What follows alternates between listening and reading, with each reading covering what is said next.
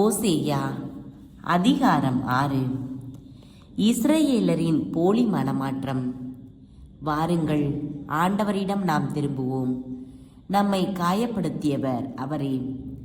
அவரே நம்மை குணமாக்குவார். நம்மை அடித்து நொறுக்கியவர் அவரே. அவரே நம் காயங்களை கட்டுவார்.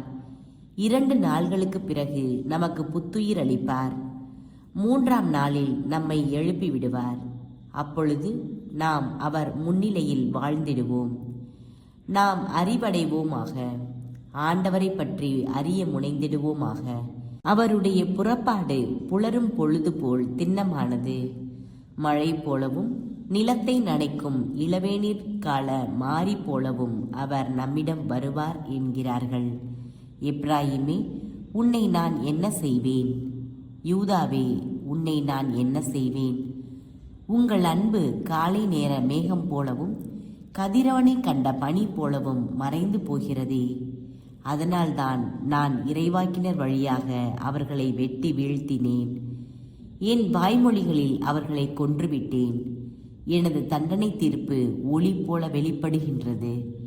உண்மையாகவே நான் விரும்புவது பலியை அல்ல, இரக்கத்தையே விரும்புகிறேன். எரி பலிகளை விட கடவுளை அறியும் அறிவையே நான் விரும்புகிறேன்.